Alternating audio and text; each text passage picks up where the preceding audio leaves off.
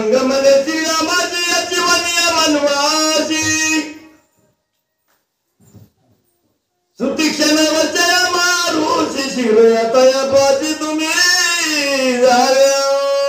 शरभंग ऋषीने त्याचं उत्तर द्यायला सुरू केले. हा असताना दंडकारण्य आणि इथंच समोर असणारे पुढे एक आश्रम आहे त्याचं नाव सुतीक्षण ऋषी. तिथपर्यंत जा भगवान आणि त्यांच्याकडून सल्ला घ्या. सल्लागार माणसं असते पहिल्यापासूनच. सल्ला देणारे मात्र चांगले असतात. सल्ला जर वाईट दिला चांगला नाही दिला तर मग त्याचं काम होत नसतं या. असं शरभंग ऋषीने बोलायला सुरू केलं. तू तुम्हासी हे वनवासी वस्ती सांगला त्याच्यातासी देवाची राम कीर्ती सती जगादी बाळेला.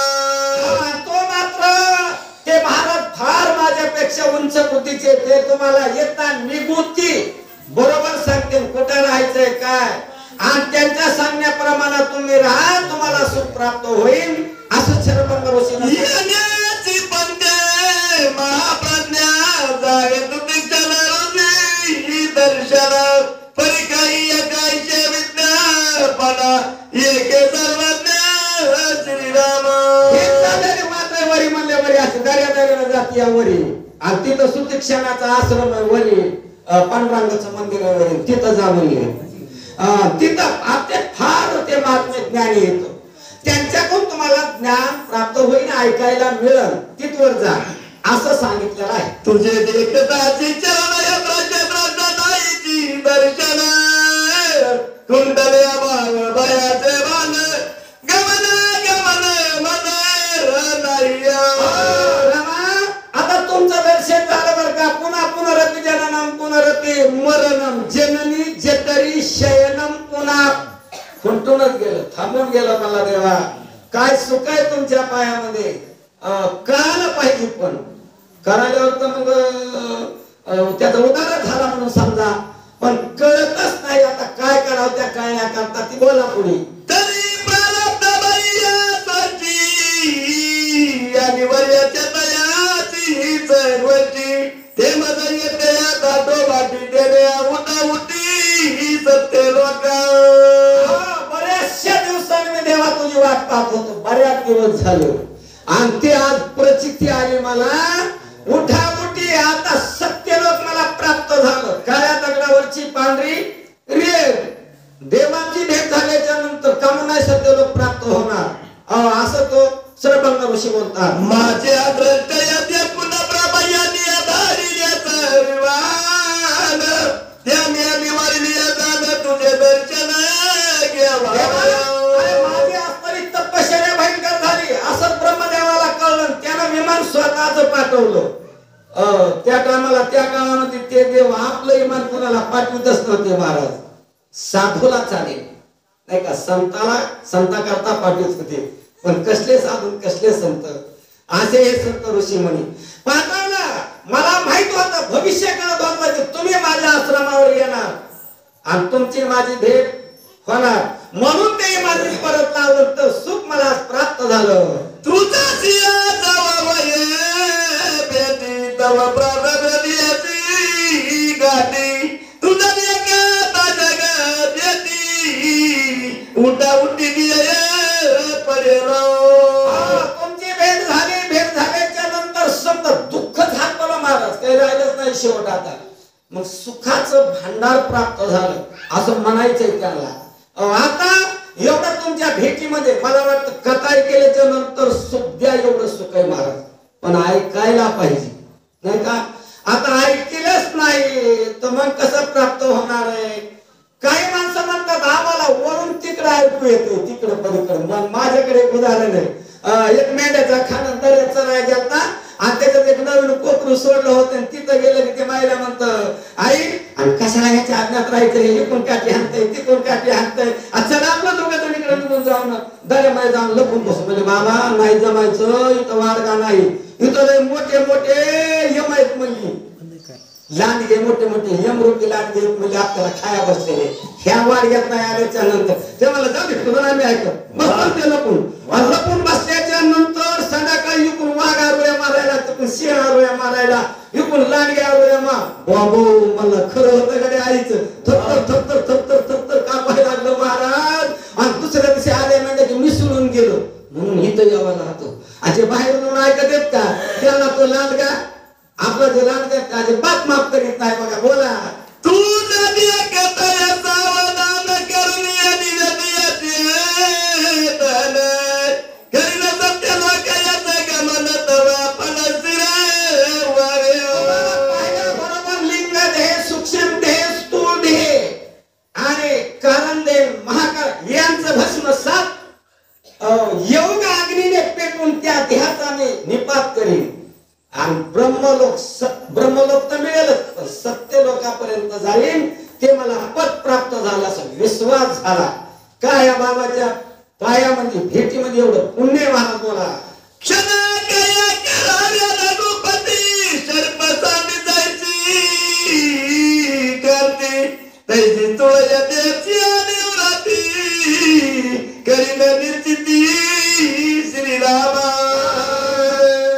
आता ह्या शरभंग ऋषीचा असणारं कसं होतं बरं का, जसं 6 महिन्याला एकबार सापाला कातीन येते कातीन. आणि कातीन आल्याच्या नंतर तो काय करतो झाडावर कुठेतरी जातो त्याला आळा घालून कसं का व्हायना बोलच ती कातीन काढतो. आणि त्याच्यातून निघला पुन्हा 6 महिने कोणाच्या बापाला गटत नाही महाराज.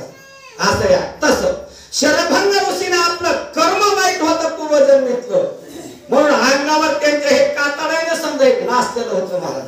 एवढ्याला असे खालकर बेंडकर आणि त्याच्या वाटा असं पुगळत होता खाली पूर आणि असं जवळ बसलं तर वास येत होता. आता पुगळायला बसत येणार नाही तर काय होईल तर माझा देव माझ्या आश्रमावरती आलाय आणि त्यो या घाणीनं माझ्या जवळ बसायचं नाही दर्शन व्हायचं नाही. अंगावरलं पूर्ण कातड काढलं महाराज बाजूला आणि एका टारल्या खाली असं झाकून ठेवलं आणि चांगलं कातडवरून निर्माण केलं देवाला बघण्याकरता.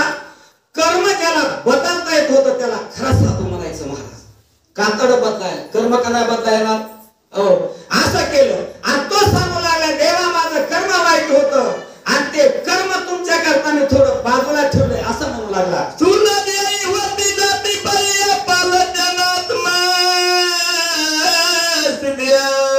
मग एवढा एवढ्या धावून कृती जाईल सत्य लोका. मला माहिती होतं आता हे कर्म असताना तुमची भेट झाल्याशिवाय संपतच नाही. लिंग देह आणि स्थूल देह पाठीशी कर्म आहे महाराज ह्याच्या. आता तुमचा जर विचार केला असं तुम्ही नसल्या त्याच्यात मी बी आहे ना त्याच्यात मी कसा नाही. कारण लिंग देह प्रत्येकालाच येतं महाराज. लिंग देहाला आल्याच्या नंतर कर्म केल्याशिवाय जमतच नाही. आणि ब्रह्मज्ञानानं नेलं असतं तर लिंग कर्म सरळ शिल्लक राहिलं असतं महाराज. स्थूल देहाचं कर्म शिल्लक राहिलं असतं म्हणून परत यावं लागत होतं. म्हणून ते विचार मी केला असे साधू संत ज्ञानी पाहिजे आणि ते असा विचार करत असतात. तुझ्या कृपेने श्री रघुनाथा भय नाही जन्म धरिता भय नाही कर्माची करिता देह मरता भयच रामा रघुनाथा रघुराजाच्या वंशात जन्माला आलेला राजा भगवान रामचंद्र. रघुराजानं उद्धार आपल्या नगरीचा केला पूर्ण नगरी स्वर्गाला नेली महाराज आणि त्याच्या वंशात आलेला. म्हणून हे रघुनाथा तुमची भेट झाल्यावर भय नाही जन्म मरणाची. अजिबात जन्मायचं मरायचं कर्मच पाठीशी लागत नाही माणसाच्या. कुठलाच भेव नाही म्हणून तुमची भेट घेण्याकरता बसतो असं ते पुन्हा पुन्हा सांगतो. अंगी चर्प जन्मला या नादमी अस्वयाची निमाला तयाची द्वार नाही प्याला तायचा झाला याचं दियसन्ना. आपला देह कसा आहे महाराज रात्रीचा अंधार असावा आणि वातावरण असं असताना एक दोरी परावाची दोरी ती कोणाला मोठा साप आहे माणसाला लागतो महाराज. आणि ते भेवण लागल्याच्या नंतर निश्चित मरतय मला आणि जाऊन त्याच्याकडे पाहिल्याच्या नंतर जर हात लावला तर दोरी. पण भेव किती बेकार आहे. तसं पुन्हा पुन्हा हिथं येण्याचं भेव मला होतं भव समुद्राचं आणि त्याच्यामुळे तुमची वाट बघत होतो राजा. हो ऐका रामायण आणि घ्या आपला उद्धार करून. मला वाटतं आमचे हरिभक्ती परायण उद्धव महाराज वाढीहून आले वाटतं, वाढीहून नाही का? वा भाग्याचा उदय ते जोडे संत बाय बोला. जैसी दिया सगळे मित्ते छाया तैसी मुक्त सगळी मित्ते गाया राहिला रघु राया भोगावयाच अदृश्य. आपली आपली छाया आपल्याला सोडून बाजूला जाते का?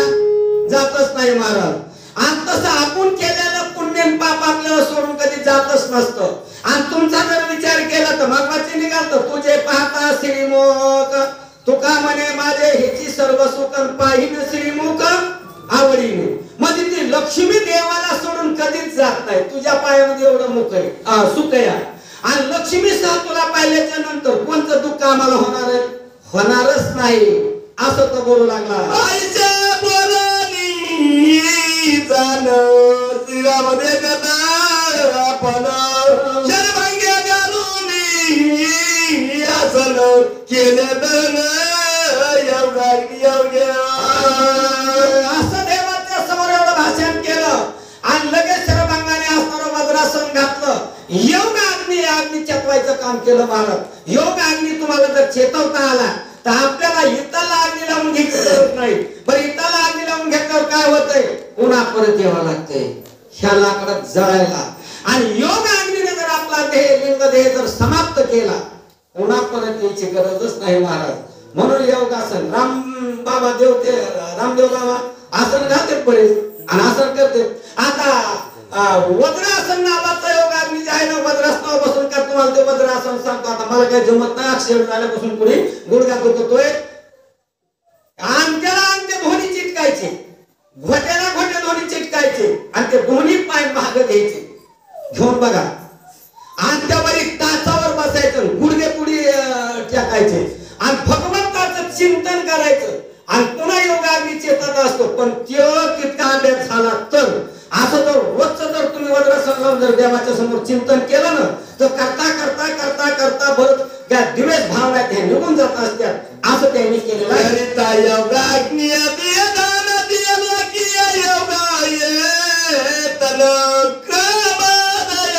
पावला बोलो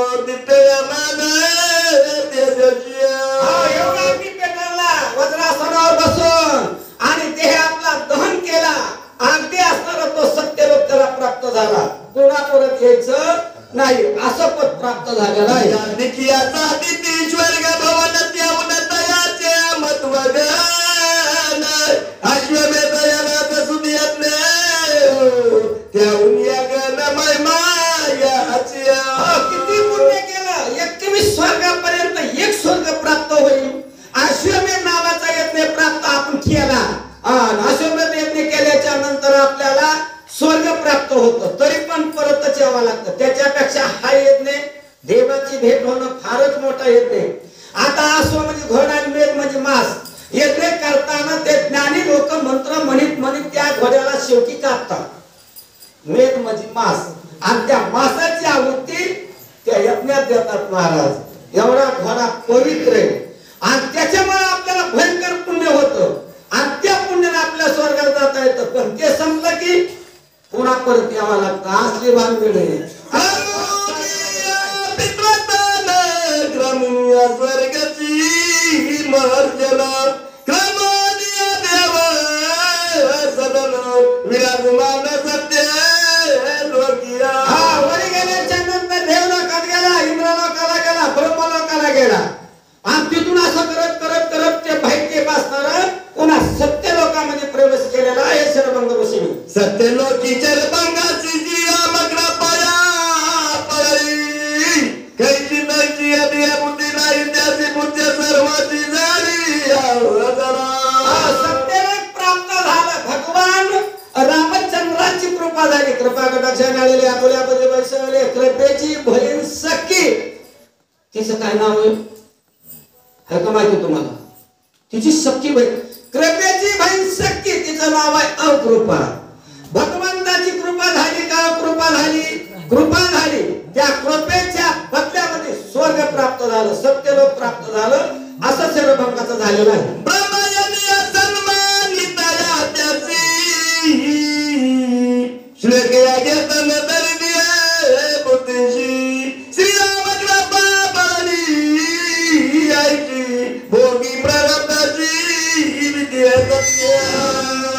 ब्रह्मदेव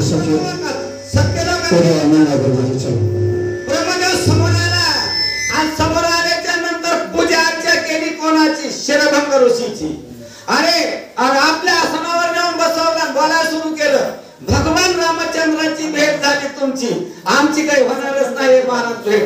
आणि तुमचं दर्शन घेतलं की त्या रामाची भेट आमची झाली, समजून घ्या असं ब्रह्मदेव म्हणू लागला. तिथं गेलेला शरभंग. आता आमच्या हरिभक्तीपरायण उद्धव महाराज सांगते, ऐका. थोडं राहिलं, थोडे राहिले तर आता लगेच कोणा पंगत होईल, आरती होईल. असंच महाप्रसाद घ्या. बसा.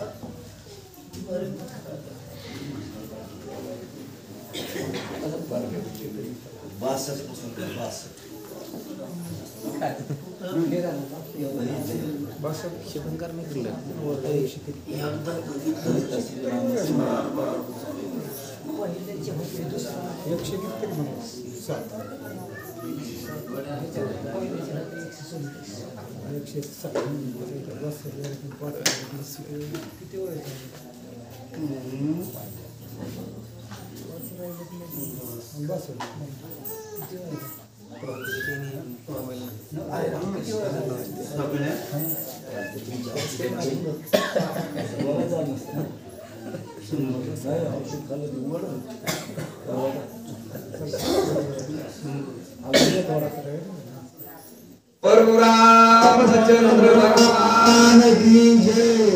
पवन हनुमान महाराज की जय. करिता श्री राम स्मरण बांधून सखे जे बंधनो ते देखील श्री राम चरण देवी दिया पर सरभंग. फार गोड अशा प्रकारची कथा आहे बरं का. जर नुसतं नामस्मरण केलं तर असणार ह्या देहाचं बंधन तुटतंय. मग प्रत्यक्ष जर असणार प्रभू रामचंद्राचे चरण पाहिले तर मग असणार त्या ठिकाणी कुठलं बंधन राहणार. अशा प्रकारची असणारी कथा चालू. दिन तारावया दान श्री रामाचे वन प्रयाण एका जनार्दना शरण जगत उतरण श्रीराम. या ठिकाणी नाथमाऊली जनार्दन स्वामीला शरण देऊन सांगतात की बाबा रे, हा प्रभू रामचंद्राचं गमन या अरण्यामध्ये असणार तपस्वी महाऋषी असणारे त्या ठिकाणी त्यांचा उद्धार करण्याकरता आणि या असणाऱ्या अरण्यामध्ये प्रभू रामचंद्र आले. अशा प्रकारचं वर्णन. वेदे कैवल्याचे ताट सरभंगासी केले चोकट सेविता दे सभाच्या उतिट झालो अवचट सेवांगी. प्रभू रामचंद्र कसा आहे? दयाचा सागर आहे, दयाचा समुद्र आहे, कनवाळू कृपाळू आहे. आणि तो प्रभू रामचंद्राने जे ते असणारा शरभंग ऋषीवर कृपा केली आणि त्याचा असणारा उद्धार केला. त्याला जे ते सावी जे त्याला पाठविलं. अशा प्रकारचं वर्णन केलं. परमामृत रामायण येते भोक्तवचित वाल्मिक त्याचे उचित सेविता जाण एका जनार्दन विजयी. या ठिकाणी असणारे ग्रंथ करते सांगतात की बाबा हा असणार वाल्मिक ऋषीचा असणार हा रामायण आहे.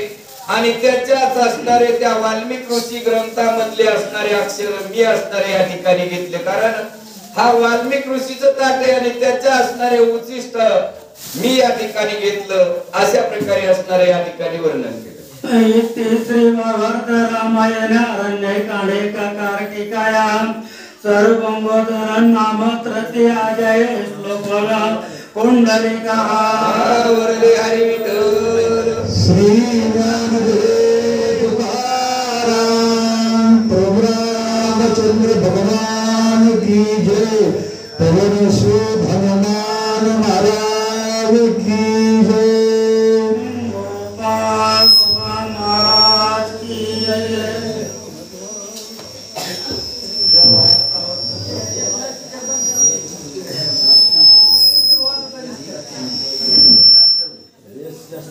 उठून उभा राहा. आरतीसाठी उठून उभा राहा. ज्याला उठता येते ते उठा, म्हातारे माणसं बसला, काय चालत नाही, अडचण नाही.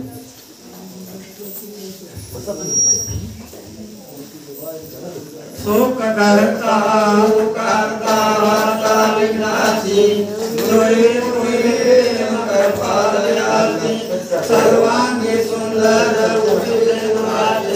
कटी कटी माळ मोठा बाळाची देव जय मंगलमूर्ती हो श्री मंगलमूर्ती दर्शन मात्र मान श्रवण मात्र मान कामना देव जय रत्नाखती महाराज कवी कुमाराज चंदनाची रोटी कुंकुम केसरा हिरे जडित मोर सोबतो बरा गोरवते डोकोरे चरणी घागरिया जय देव जय मंगलमूर्ती हो श्री मंगलमूर्ती दर्शन मात्र मान श्रवण मात्र मान कामना पूर्ती देव जय पितांबर भगवर वंदना सगळा सोडवक सोबती नैना दास रामाचा वाटपाई सदना संकटी पावावे निर्वाणी रक्षावे सुवर वंदना जय देव जय मंगलमूर्ती हो श्री मंगलमूर्ती दर्शन मात्र मान श्रवण मात्र मान कामना पूर्ती देव जय उत्कट साधून शिवाचे तो बांधोनी निगरे कापुरी सुसोनी काम प्रवादी राक्षस मधोनी देवाम पावनावनी डोनी जय बोध रामा हे रामा प्रेमाची आरती सद्भावे आरती देव जय प्रथम सीता सोली हनुमंत गेला लंकादहन करुणाच्या मारीला माझा जंबुमाळी गोविंद्राटीला आनंदाची होळी घेऊन आला जय देव बोध रामा हे आत्माई रामा प्रेमाची आरती सद्भावे आरती पूर्ण कमान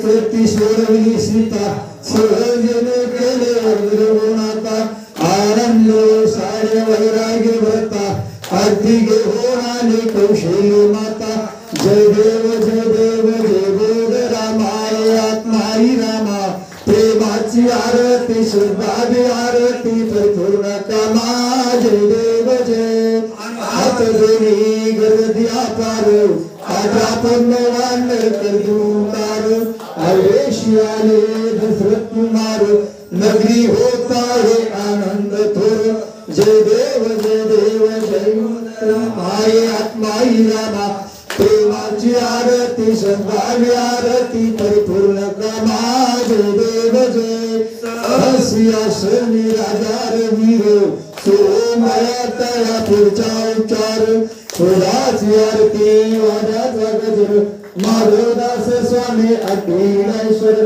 जय देव जय बोध रामाय आत्माई रामा प्रेमाची आरती सद्भावी आरती परिपूर्ण कामा जय देव जय प्राणी उड्डाण अहंकारवली कर्म मंगळ सिंगार डरली प्राणे प्रमाण राते त्रिभुवनी सूर्यनिशाचर झाल्या तापणी जय देव जय हनुमंता स्वामी हनुमंता तुमच्याने प्रसाद नवे क्रदंता जय देव जय डोले पाताळ परिषद धरला धरिंदर मांडूला खेळ प्राणे प्रमाण प्राणुच्छेद रामे दास शक्तीचा शोध जय देव जय हनुमंता स्वामी हनुमंता तुमच्याने प्रसाद नवे क्रदंता जय देव जय गालीलो तांगण वरील चरण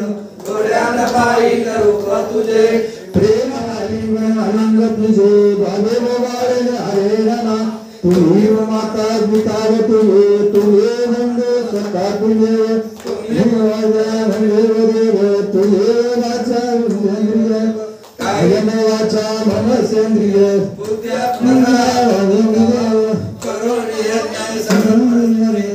नारायण भगवान अस्तम केशव नारायण कृष्ण दामोदर वासुदेवारी श्रीराम माधव गोपिकावल जानकी नायक रामचंद्र भजे हरे राम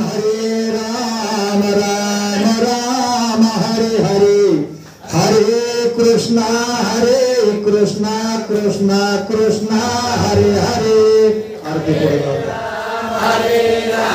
सकांना हरे कृष्णा कृष्णा कृष्णा हरे हरे हरे राम राम राम हरे हरे हरे कृष्णा कृष्णा कृष्णा हरे हरे राम राम हरे शबाश नमः हरे कृष्णा कृष्णा हरे हरे